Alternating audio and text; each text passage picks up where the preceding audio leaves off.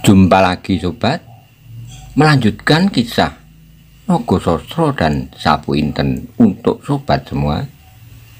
Selamat menikmati, salam sejahtera dan bahagia untuk Anda sekeluarga.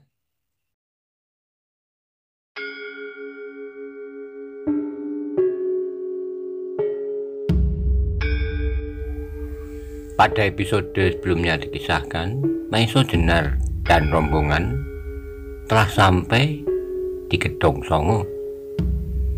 Secara sembunyi-sembunyi mereka ingin memancing kehadiran Laskar Banyu Biru di situ,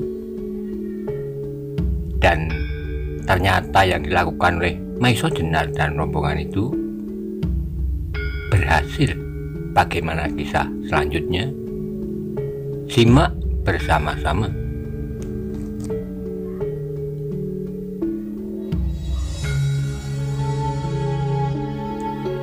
Maiso Jenar mengangkat mukanya. Ia sama sekali tidak berkata apa-apa. Sambil tersenyum, ia mengangkat tangannya menunjuk Wonomerto yang duduk di sudut perapian sambil membenamkan dirinya dalam kain. Ketika orang itu melihat Wonomerto, tiba-tiba wajahnya jadi tegang. Untuk beberapa saat ia bahkan berdiam diri seperti patung. Tapi tiba-tiba ia melompat dan berjongkok di hadapannya sambil berteriak, "Kiai, adakah benar ini Kiai Wonomerto?" Orang tua itu tersenyum lucu sekali. Tapi semua orang yang menyaksikannya menjadi ikut terharu. Ketika di sela-sela senyumnya nampak di antara pelupuk mata orang tua itu membayang butiran-butiran air mata. Serta dengan suara paro ia menjawab, "Ya, inilah Wonomerto yang tua.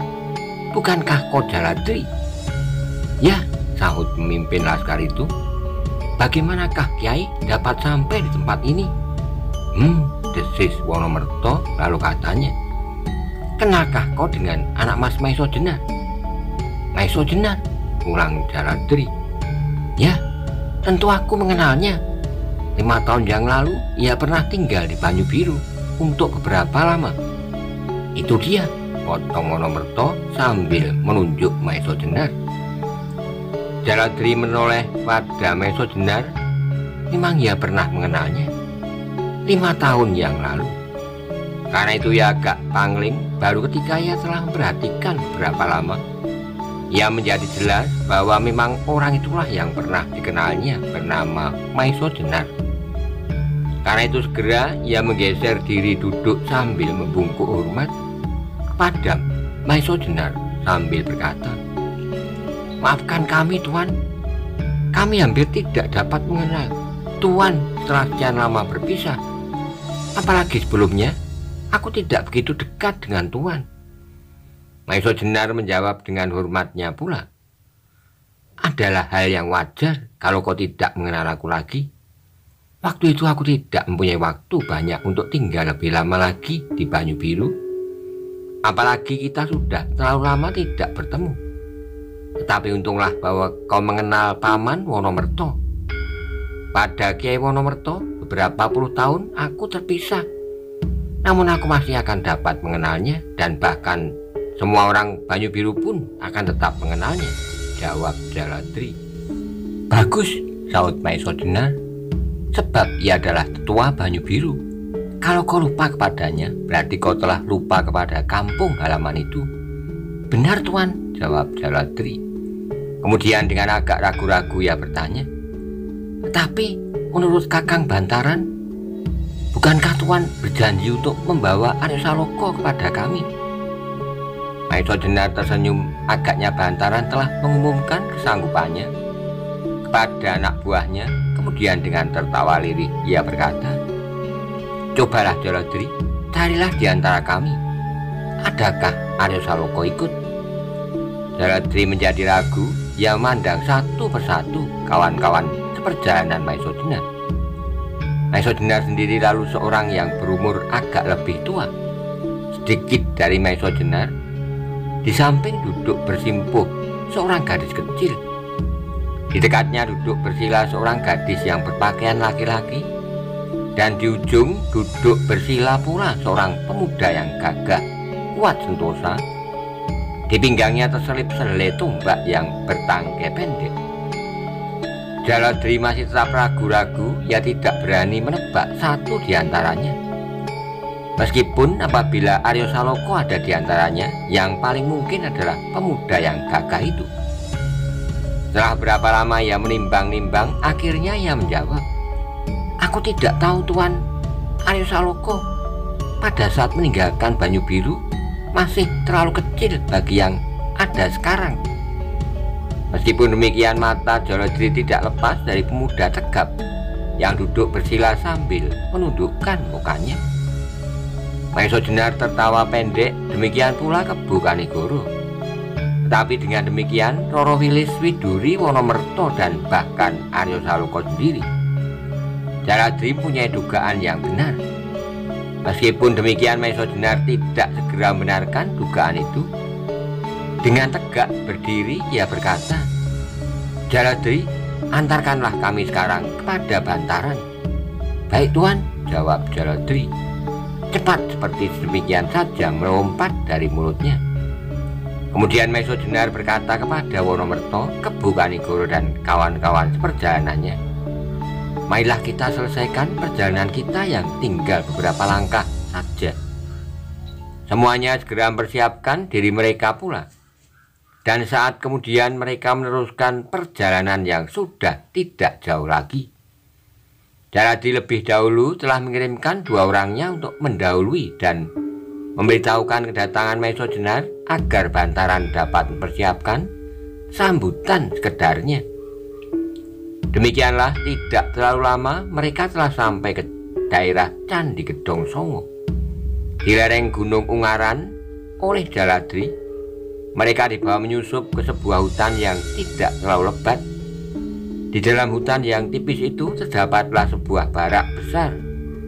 Dikelilingi beberapa barak kecil, itulah perkemahan Laskar Banyu Biru yang dipimpin oleh Bantaran dan Penjawi. Ketika Maiso Jenar sampai ke tempat itu, sibuklah mereka mengadakan penyambutan. Berdesak-desakan mereka merebut muka sehingga Maiso Jenar dan kawan-kawan tidak dapat bergerak maju lagi. Sampai Bantaran berdiri dan berteriak, "Berilah jalan supaya mereka dapat masuk ke dalam pondok ini." Demikianlah akhirnya Maiso Jenar dan kawan-kawannya dipersilakan masuk ke dalam pondok yang terbesar itu.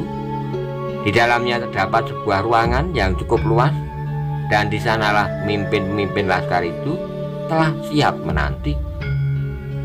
Maiso Jenar dan kawan-kawannya dipersilakan duduk di ujung pertemuan itu. Tapi demikian ia mulai memperhatikan satu demi satu dari setiap wajah dalam ruangan itu. Tiba-tiba ia terkejut ketika melihat yang duduk berjajar di samping Penjawi. Karena itu segera Bantaran memperkenalkan kedua orang itu pada Maiso Jenar. "Tuan, barangkali Tuan belum mengenalnya. Mereka adalah orang baru di sini. Tapi mereka melihat kebenaran perjuangan kami, karena itu mereka di pihak kami." Tiba-tiba meloncatlah dari mulut Maiso Jenar sapaan yang akrab. "Kakang Mantingan dan Wirosobo, adakah kalian telah lama berada di tempat ini?" Dalang Mantingan dan Wirosobo menganggukkan kepalanya. Terdengarlah Mantingan menjawab, "Sudah, Adik, aku sudah berapa bulan bergaul dengan anak-anak Banyu Biru. Meskipun kadang-kadang aku juga melukan kembali ke Wonokerto atau Prambanan bersama-sama dengan Adi Wirosobo." Teringatlah Maiso Jenar pada saat mereka baru saja menyaksikan, bahkan terlibat dalam suatu bentrokan melawan golongan hitam yang sedang mempersiapkan sebuah pertemuan di daerah Rawabening. Pada saat itu Maiso Jenar dengan 4 orang teman, yaitu Mantingan, Wirosobo, Gajah Alit, dan Paningron, harus bertempur melawan seluruh kalangan hitam dari angkatan sebayanya, yang kemudian mendapat bantuan dari Simorudro Tua dan Pasingsingan. Untunglah pada saat itu muncul Radite dan Anggoro yang menyelamatkan mereka berlima. Pada saat itu ia memang berpesan kepada Mantingan untuk berusaha melihat-lihat keadaan Banyu Biru. Agaknya Mantingan benar-benar melaksanakan pesan Radite dan Anggoro, bahkan akhirnya mengambil keputusan untuk tinggal bersama-sama dengan mereka. Kemudian sibuklah pertemuan itu dengan pernyataan keselamatan masing-masing. Wonomerto yang menjadi semakin terharu melihat anak-anak Banyu Biru yang masih setia kepada pimpinnya itu. Malahan menjadi seperti patung, ia hanya dapat mendengarkan percakapan-percakapan yang semakin ramai dan gembira dan sesekali menoleh ke sana kemari tanpa tujuan. Tiba-tiba dari sela-sela keriuhan percakapan itu terdengarlah bantaran bertanya, "Tuan, bukankah Tuan telah menyanggupkan kepada kami untuk membawa Aryo Saloko?" Maiso Jenar tertawa, memang ia menanti pertanyaan itu, sehingga dengan sengaja tidak memperkenalkan kawan-kawan seperjalanannya. Karena itu baru kemudian ia menjawab untuk memperkenalkan mereka. "Saudara-saudaraku dari Banyu Biru, baiklah aku memperkenalkan kawan seperjalananku satu persatu." Kemudian sambil menunjuk, Maiso Jenar meneruskan, "Ini yang duduk di sebelahku adalah Roro Wilis, seorang gadis yang lebih senang menamakan dirinya Pudak Wangi, cucu seorang sakti bernama Pandanala. Di sampingnya adalah Indang Widuri, putri Kakang Kebu Kanigoro yang duduk di sebelahnya. Dan yang seorang lagi adalah Bagus Handoko." Semua mata mengikuti jari Maiso Jenar, namun ketika sampai orang yang terakhir, dia tidak menyebut nama Aryo Saloko. Anak-anak Banyu Biru menjadi bertanya-tanya dalam hati. Bahkan kemudian terdengar suara penjawi, "Lalu bagaimanakah dengan Aryo Saloko?" Tetapi seperti juga Jaladri, penjawi memandang Aryo Saloko yang disebut bernama Bagus Handoko itu tanpa berkedip. Pada masa kanak-kanaknya dengan penjawilah Aryo Saloko paling banyak bergaul. Karena itu sedikit banyak ia masih dapat mengenal wajah itu meskipun sudah jauh berbeda. Maiso Jenar tidak menjawab, ia hanya tertawa kecil, dan karena itulah maka penjawi tidak menunggu lebih lama lagi. Dengan cepatnya ia berjalan jongkok ke arah Aryo Saloko, dan dengan suara paro ia berkata hampir berteriak sambil memukul-mukul dengan Aryo yang sudah menjadi sekeras baja itu, "Aryo, alangkah mengagumkan kau. Benar-benar kau telah menjadi seekor banteng muda yang luar biasa kuatnya. Alangkah malunya aku yang semakin lama menjadi semakin kering." Bersamaan dengan itu tiba-tiba hampir meledaklah suara membahana, "Aryo Saloko telah datang! Aryo Saloko telah datang!" Kemudian nampaklah laskar Banyu Biru itu berdesak-desaan di pintu pondok, sehingga pintu itu seolah-olah akan mereka tumbangkan karena menghalang-halangi mereka yang ingin melihat kehadiran Aryo Saloko di antara mereka. Semua yang menyaksikan peristiwa itu menjadi sangat terharu. Bahkan Roro Wilis sampai menekan dadanya karena tiba-tiba terasa sesuatu menyumbat kerongkongannya. Sedang Indang Widuri tiba-tiba menjadi sangat bangga. Ia tidak tahu kenapa perasaan itu begitu saja tumbuh di dalam dadanya, seolah-olah dirinya lah yang mendapat sambutan sedemikian hangatnya. Maiso Jenar dan Kebu Kanigoro meskipun tidak kalah terharu, namun mereka berdua telah dapat mengendalikan perasaan mereka, sehingga mereka tetap duduk dengan tenang. Yang paling tidak dapat mengendalikan perasaannya adalah Wonomerto. Dalam kesempatan itu ia merasa bahwa seolah-olah ia telah sampai pada puncak kebahagiaan. Bahkan dengan serta-merta terlontar kata-kata dari mulutnya, "Aku tidak keberatan seandainya sekarang juga aku mati. Bapakku telah menyaksikan Angger Aryo Saloko kembali kepada anak-anak Banyu Biru yang setia kepada kebenaran atas hak pada tanah mereka." Sedang Aryo Saloka sendiri malah menjadi bingung. Ia biasa hidup seperti seekor burung yang bebas lepas di udara, yang seolah-olah tidak mempunyai suatu ikatan apapun. Ia tidak biasa menerima pujian dan sanjungan, apalagi sikap memanjakan diri. Dan sekarang tiba-tiba terdengarlah teriakan-teriakan nyaring di dalam maupun di luar ruangan itu, menyebut namanya, memuji-mujinya, dan bahkan ada di antaranya yang mengaguminya, seolah-olah dirinya menjadi seorang pahlawan yang baru menangkan perang. Karena itulah maka tubuhnya menjadi gemetar, wajahnya bertambah lama bertambah pucat, dan keringat dingin telah memenuhi seluruh tubuhnya. Maiso Jenar yang bijaksana dapat merasakan keadaan itu. Karena itu segera ia berkata keras-keras untuk mengatasi segenap keriuhan itu. Saudara-saudara rakyat Banyu Biru yang setia, atas nama Aryo Saloka, aku ucapkan terima kasih atas sambutan kalian.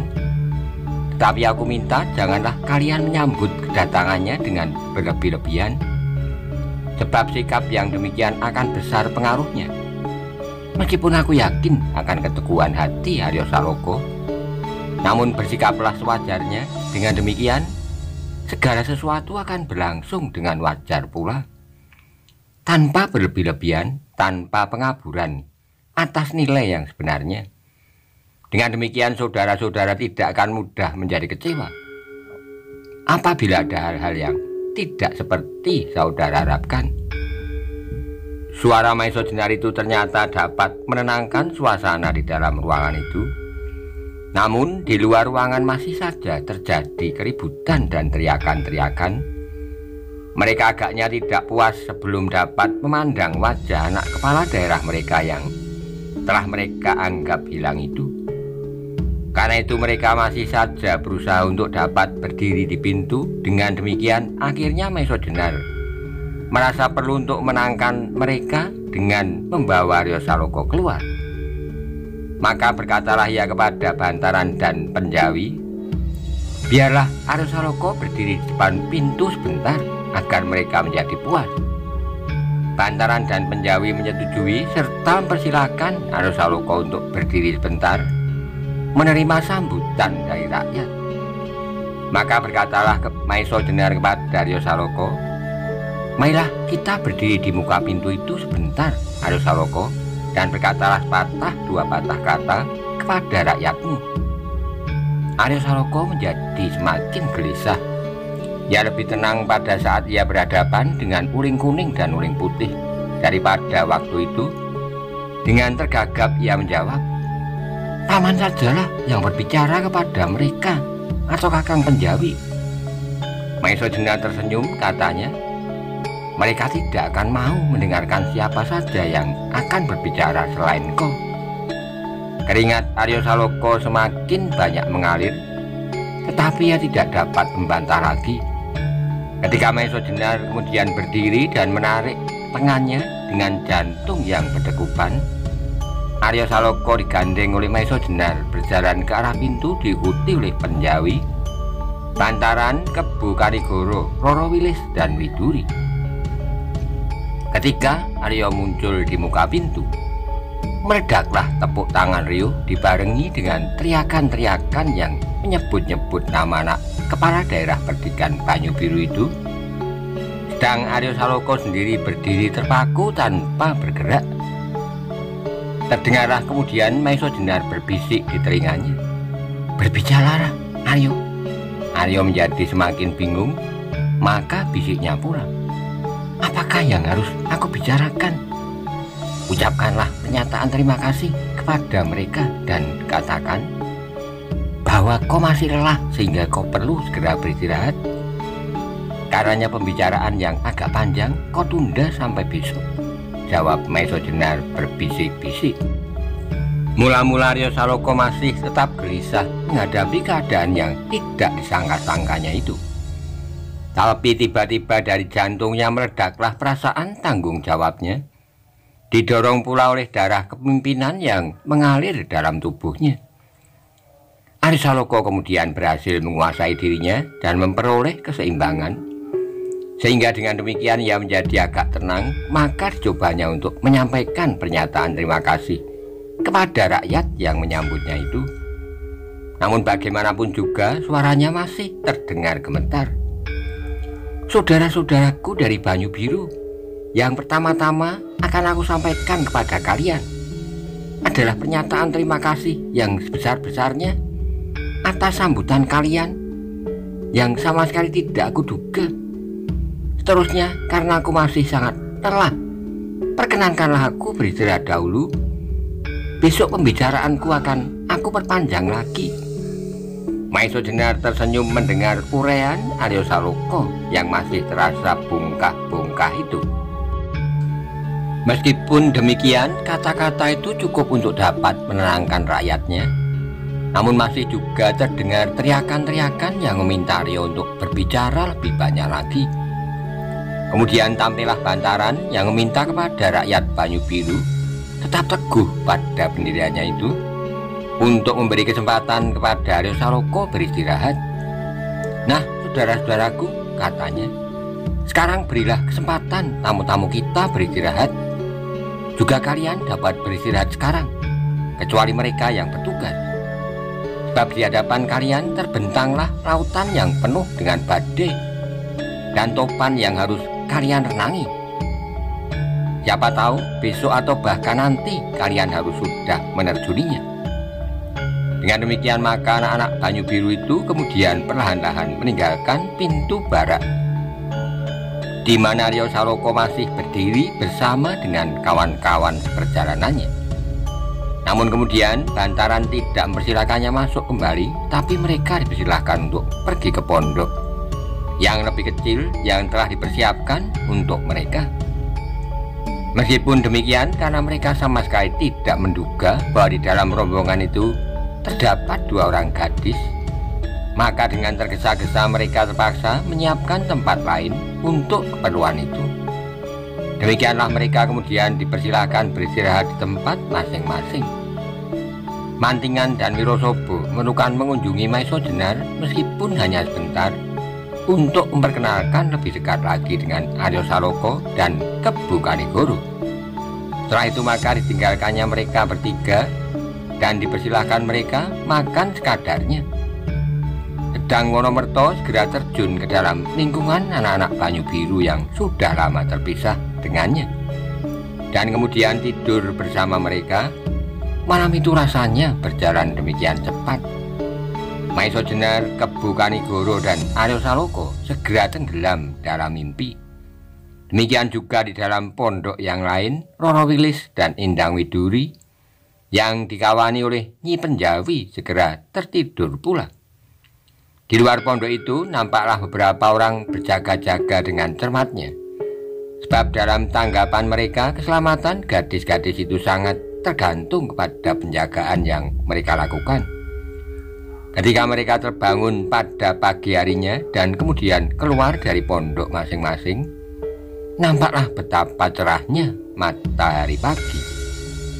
Sinar-sinarnya yang menembus daun-daun pepohonan terpercik di atas tanah lembab, membuat gambaran-gambaran yang menyenangkan, seolah-olah gambaran anak-anak yang dengan lincahnya berloncat-loncatan dengan penuh kegembiraan menyambut hari yang bakal datang. Sedang angin pagi mengalir lambat membawa udara sejuk segar. Pada hari itu Maiso Jenar, Kebu Kanigoro, dan Aryo Saloka diantar oleh Bantaran, Penjawi, Mantingan, Wirosobo, dan Wonomerto melihat-lihat keadaan di sekitar barak-barak itu, melihat persiapan-persiapan yang mereka lakukan. Dari mereka itulah Maiso Jenar mengetahui bahwa sebagian besar rakyat Banyu Biru tetap menanti kedatangan kepala daerah perdikan mereka. Ternyata dengan bantuan yang mengalir tak henti-hentinya, meskipun dengan sembunyi-sembunyi mereka dapat mengirimkan makanan, pakaian, dan senjata. Bahkan anak-anak Banyu Biru telah mendapat perkakas yang cukup untuk membuka hutan. Karena itulah rombongan itu bukan saja rombongan orang-orang yang menyingkirkan diri, namun mereka termasuk perintis-perintis pula dalam perluasan daerah pertanian Banyu Biru. Sebab di samping mempersiapkan diri mereka untuk datang kembali ke Banyu Biru, Mereka ternyata telah membuka hutan dan membuat tanah pertanian.